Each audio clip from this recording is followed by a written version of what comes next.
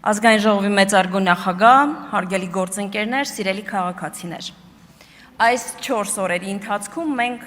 քննարկում ենք, մտքեր ենք փոխանակում եւ այս ամենը միտված է կարևոր մեկ բանի՝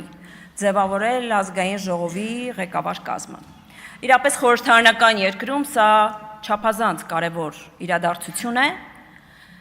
եւ այս իրադարձությանը միտված են այն մտքերի երբեմն բախումները, երբեմն հակասությունները, որոնց ականատեսն եք լինում։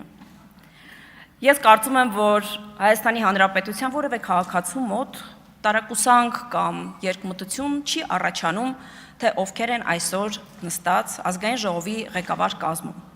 Արժանի մարդիկ, որոնք արժանի են ոչ միայն քաղաքացիական պայմանագիր խմբակցության քվեարկության արդյունքում, այլ նաև մեր սիրելի ընդդիմադիր գործընկերները վստահ են, որ ներքուստ համակարծիք են, որովհետև շատ հաճախ ելույթների ընթացքում, երբ որ քաղաքական միտք էր հնչում, դիտարկում, եզրահանգում, զգացվում էր էմոցիան, գլխի շարժումները, համաձայնությունները, իրար միջև ինչ-որ մտքերի փոխանակությունները, բայց դե իհարկե հասկանում եմ, քանի դեռ Լուբյանկայից այլ մեթոդիչկա չեք ստացել, չեք ծափահարում, չեք քննարկում, նորմալ է։ Հերթական անգամ մենք մտքերի փոխանակման ընթացքում ականատեսն ենք լինում, որ հիմնական երկխոսությունը չի ծավալվում կոնկրետ անձերի վերաբերյալ, որովհետև թիրախավորելու գրեթե բան չկա, այլ տեսից, դենից, հնից, նորից խոսում ենք։ Եվ այժմ մենք քննարկում ենք ազգային ժողովի փոխնախագահի պաշտոնում պարոն Վահագն Ալեքսանյանի թեկնածությունը, ում քաղաքական ուղին եղել է ձեր բոլորի աչքի առաջ։ Անձ, ով աշխատանքը սկսել է կուսակցության հանրային կապերի ոլորտում, այնուհետև 2 անգամ ընտրվել է կուսակցության փոխնախագահ, եւ ամենավատ բանը, որ սարսափում են մեր ընդդիմադիր գործընկերներ, երբ նայում են աջ, դա Վահագն Ալեքսանյանն է, որովհետև իրենց սարսափելի այդ բառը, որ կա, քաղաքացիական պայմանագրի հաղթանակը ընտրություններում անմիջականորեն վերաբերում է նաև Վահագն Ալեքսանյանին։ Նստած է մեր նախընտրական շտաբի ղեկավարը, պարոն Արայք Հարությունյանը, պարոն Վահագն Ալեքսանյանը, ով PR-ի մասն է ղեկավարել, եւ ես հասկանում եմ, որ իրենց ելույթներից եւ իրենց աշխատանքից դուք մի փոքր առնվազն կաշկանդված եք։ Այո, պարոն Ալեքսանյան ընտրությունների ընթացքում գլխավորել է PR գործունեությունը եւ դա իրականացրել է փայլուն,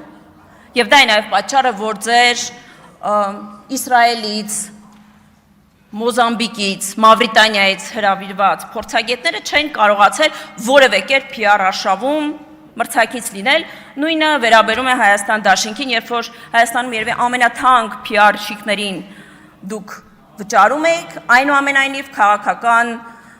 տեղեկատվական արշավում զիջում եք։ Ինչու՞։ Բացատրեմ ինչու։ Որովհետև որևէ գումարով հնարավոր չէ զգալ այն, ինչ ասում է մեր ժողովուրդը, այն, ինչ բխում է ժողովրդի սրտից, լեզվամտածողությունից։ Դա գումարով հնարավոր չէ գնել։ Այո, գումարով հնարավոր է գնել շատ Facebook-յան էջեր։ Որոշները իհարկե հիմնադրամից չվճարել, չհայտարարել, դա մեկ այլ պատմություն է։ Գումարով հնարավոր է գնել շատ ԶԼՄ-ներ եւ իրական սեփականատերեր չերևալ։ Այո, շատ բան հնարավոր է անել գումարով։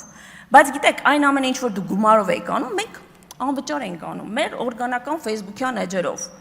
Ղեկավար կազմի իմ շատ գործընկերների, որոնք նստած են դալիճում, ընդհանրապես Facebook-յան էջի մեկ լայվը, ձեր արշավները տեղեկատվական վճարովի տեսանյութերը, խոսքերը, հրապարակումները լրացնում էին։ Այո, հենց դրա համար է, որ դուք չեք կարող հանդուրժել եւ մանտրայի նման առավոտից երեկո կրկնում եք լեգիտիմ իշխանություն չէ եւ ձայները գողացել եք։ Առավոտյան եք կրկնում, երեկոյան եք կրկնում, ցերեկը կեսօրին էլ ազգային ժողովի ամբիոնից եւ իհարկե պարտադիր ծափահարում եք։ Իհարկե ես ոգևորում եմ նաև այն բոլոր գործընկերներին, որոնք առաջին անգամ են մոտենում ամբիոնին եւ պետք է ոգևորել։ Բայց ծափահարության մասին խոսելիս ինձ համար առնվազն տարեկուսելի է, սիրելի գործընկերներ, երբ երկրի նախագահան խոսում էր եւ ձեր կողմից արձագանք չկար։ Երկրի նախագահան քաղաքացիական պայմանագրից չէ, երկրի սիմվոլ է եւ դա հարգանքի նշան է։ Երբ որ դուք խոսում եք բարեկրթությունից, բարեկրթությունը գալիս է նաև պարզ գործողություններից։ Տարակուսելի կլինի մեր ժողովրդի համար, թե ինչու ազգային ժողովի պատգամավորը չի հարգում օրենքը։ երթման արարողությանը ոտքի չի կանգնում։ Գրված է, չէ՞։ Ինձ համար տարակուսելի եւ անընդունելի է, երբ որ գիտեք, պետական արարողակարգի մասին օրենք կա, երբ որ հնչում է երկրի հիմնը, բարդ բան կա ձեռքը դնել սրտին։ Ես ուզում եմ շնորհակալություն հայտնել տիկին Լիլիթ Գալստյանին, տեսել եմ գործընկերներ նաև ուժեղ Հայաստանից 1-2 հոգի, կներեք այդ պայն անունները չեմ ֆիքսել։ Դա գիտեք, դա ՔՊ-ի հիմնը չի, դա Հայաստանի Հանրապետության օրներն է։ Պետական արարողակարգով ընդունված է, որ ձեռքը պետք է դնել սրտին, որովհետև հիմնը բխում է սրտից։ Ես իհարկե հասկանում եմ, որ ձեր ականջներում արձագանքում է Ալեքսանդրովի Վելիկայա Դերժավան, բայց Հայաստանի հիմնը այլ է, ընկերներ։ Եվ այդ ամենը բնականաբար խոսում է ինչի մասին, որ ազգային ժողովի դահլիճում այն մարդիկ, ովքեր օժտված են առաջնային մանդատով, չեն հարգում օրենքը։ Եվ այս ամենը բխում է այն հանգամանքից, որ այս մարդկանց այստեղ լինելը պայմանավորված է մեկ կարևոր առաքելությամբ, գործառույթով։ Այս մարդիկ եկել են այստեղ, որպեսզի իրենց համոզմունքը ներկայացնեն եւ փաստ են, որ իրենք ջատագովն են չպետության, պետության չգոյության եւ ձեր բոլոր քայլերը եւ քարոզարշավի ընթացքում սիրելի եւ հարգելի գործընկերներ, եւ հիմա խոսում է դրա մասին։ Եթե դուք պետական սիմվոլը չեք հարգում, պետական օրենքները չեք հարգում, արարողակարգային այն գործառույթները, որոնք բխում են կրկին օրենքից չեք հարգում, դուք չեք ուզում տեսնել պետություն։ Այո, ծայրագավառ կարող է, ինչ որ գուբերնիա կարող է, բայց ոչ պետություն։ Եվ սա կոնկրետ վարքագիծ է եւ կոնկրետ ձեր քայլերն են վկայում այս մասին։ Ես այս օրերին տեսնում եմ, որ շատ հաճախ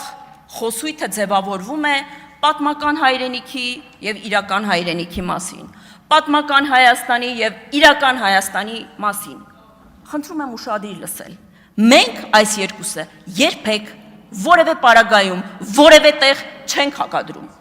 Պատմական Հայաստանի գոյությունը չի նսեմացնում իրական Հայաստանի գոյությունը, այն Հայաստանի, որտեղ ես եւ դուք ապրում եք։ Եվ ուրեմն որպես աքսիոմա ընդունեք, հիշեք, մտապահեք եւ ձեր մանտրան փոխեք։ Հայրենիքը պետությունն է։ Եվ պետք չի փնտրել երազանքի հայրենիք, որովհետեւ մեր հայրենիքը Հայաստանի Հանրապետությունն է, որտեղ ապրում ենք։ Շնորհակալություն։